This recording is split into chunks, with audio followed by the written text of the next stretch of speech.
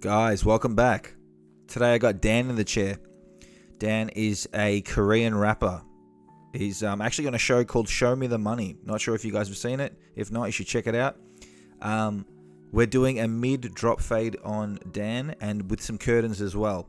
He is a great example of how Asian hair can look really good when done properly, but also Asian hair is tricky, guys. So through this video, I'm going to be giving you some pointers, giving you some game, and I hope you enjoy.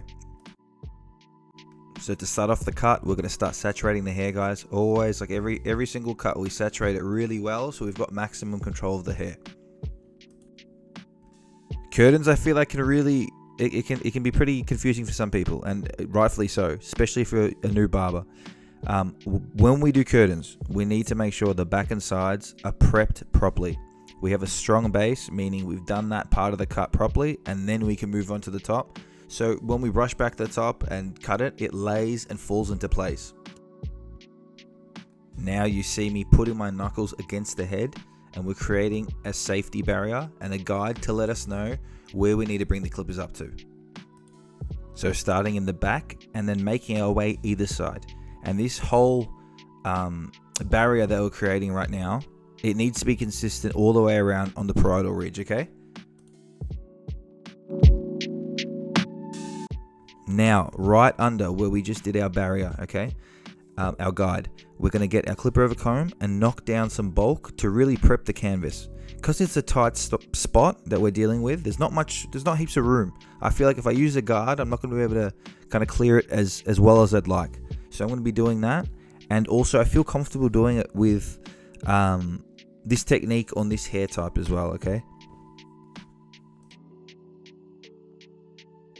Now, as I mentioned before, this is such a tight space that I'm dealing with.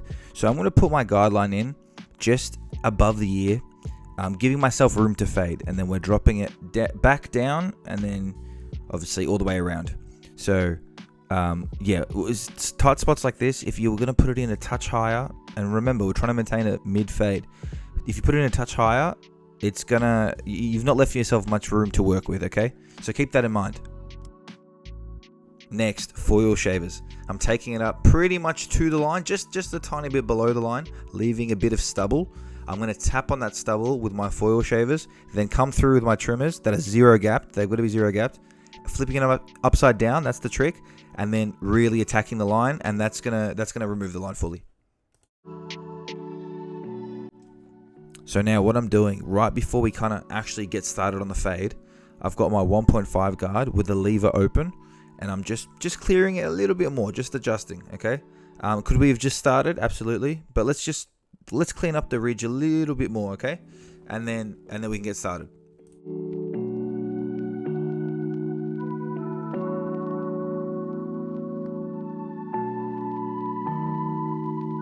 So we're going to finish up with the lever closed, so it's a 1.5, just clearing that canvas even more. Next step, we've got our lever open, so 0.5, and we're going to start creating our first guideline. Now we want to make sure our guideline is consistent all the way around.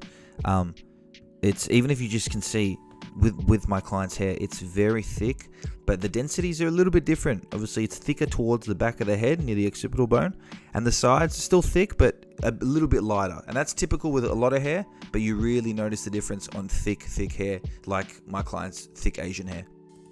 And to fade out this guideline, we're going to keep gradually closing the lever until we end up at 0. So lever fully closed. So next step, I've got my one guard with the lever fully open.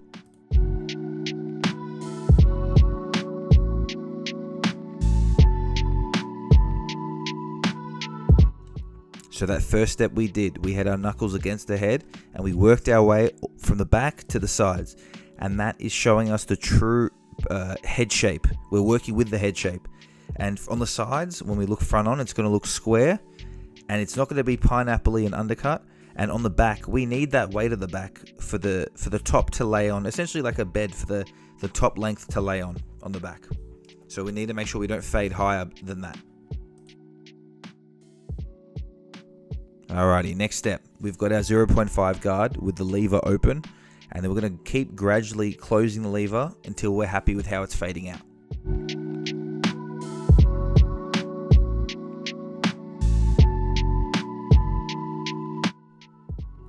make sure to keep in mind, guys, that you might have to go over it, a few times, a few strokes, especially on the back of the head where the hair is thicker. I recommend leaving that section as its own. Do the sides and then do the back, because you need to attack it. You might even have to go a touch shorter or close the lever a bit more to fade it out fully, because it's just more dense than the sides. Little bit of cleanup with a number 2 guard. Just anything that's kind of hanging over, let's clean that up. See what it takes off.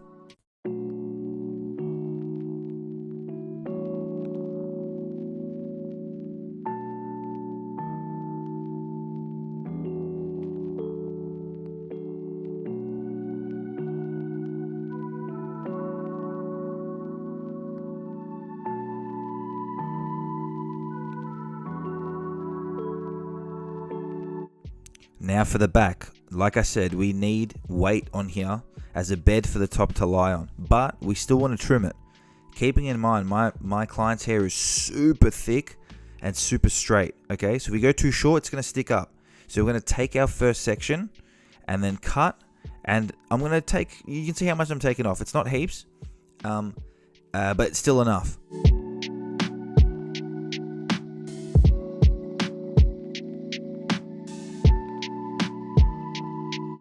Then we're going to take our next section and over direct it. The diagonal sections, as you can see how I'm taking the section, they're diagonal. And I'm going to over direct to where we cut it first, snip, snip, and then do one more section. And then we're going to do that on the other side. All right. So like I said, we're trimming it, but maintaining length. So it's going to lay and it's not going to stick up. If you're wondering why we over direct, the more you over direct something, it's maintaining length. So if we kind of just took the section, snip, snip, took another section, snip, snip, you run the risk of the middle part being too short and sticking up, okay? So we're over directing it back to where we first cut it, and then that's going to maintain length and give us another safety net of it not sticking up, essentially. And if you're wondering how much hair to take off, it's kind of just your own judgment. And keep in mind, if you take some off and you feel like it's not enough, you can always go a little bit more. So it's better to be conservative.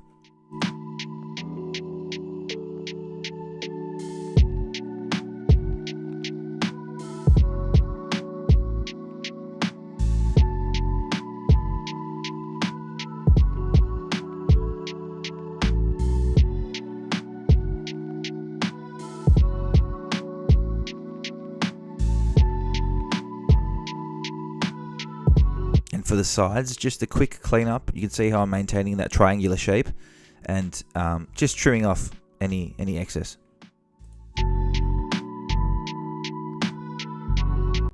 Alrighty guys, so let's start with the top. I use the nose as a guide and I've just made a parting right through the middle. Now this part is completely optional, but I'm going to be using my feather razor, okay? I found that it gives so much, especially for this style, gives off such a more natural flowing look rather than harsh scissor lines. But if you're not comfortable with it, that's fine. We've decided the length, me and my client. I think curtains look the best when you've got some length to them because they get more flow.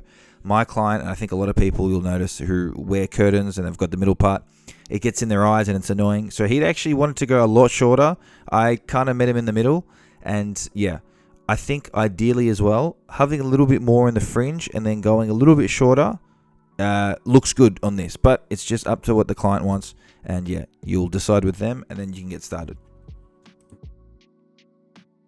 With a lot of longer hairstyles, okay, you can see me here grabbing and pulling down and doing the pull test, okay? We want to make sure everything is even. This is really important. Stand in front of them, slow it down, and just pull the hair down. And with the same tension, okay? Good tension, so you can really see what's longer. And then we're going to just do the same steps on the other side. And then every so often, step back in front of him, do the pull test, work your way, your hands from the fringe back towards more to the side, mid side of the head, and then just compare and adjust accordingly.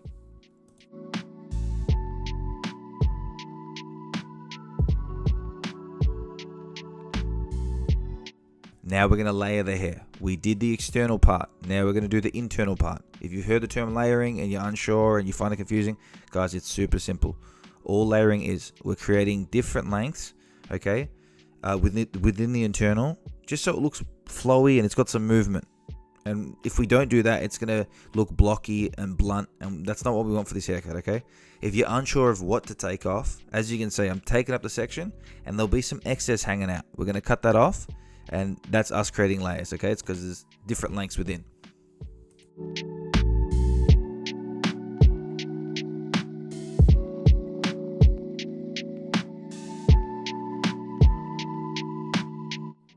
See, this is exactly what I'm talking about. See how I pulled it up?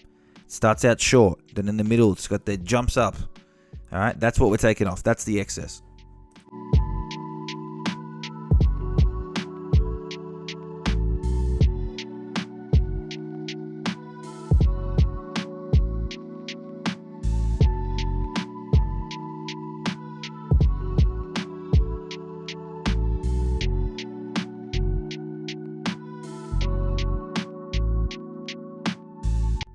Now finally we're bringing that middle part up, and then we're going to work down the middle panel, okay? Same concept. Anything that's excess we cut off.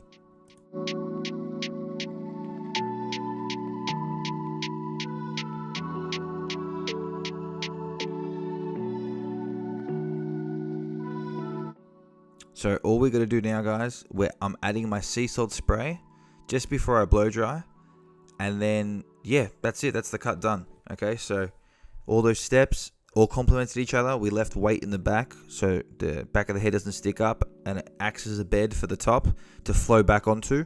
And then even with our fade, we chose to do a mid-drop fade because it complements this style and also his head shape the best. Pro tip: when doing, and I've found this throughout the years, when doing a pompadour, slick back, or curtains, leaving weight on the back of the head, as I've done in this. You maybe don't need to leave as much weight. We did that according to this client's hair because his hair is super straight and super thick, and we can't risk going too short and it's sticking up. But I found with these types of styles, leaving that weight in the back really helps the top flow into it and sit nicely. All right. So if you feel like something's off with your pompadours and your slick backs and your curtains, I really think this is a game changer. That tip. Okay. So see how you go.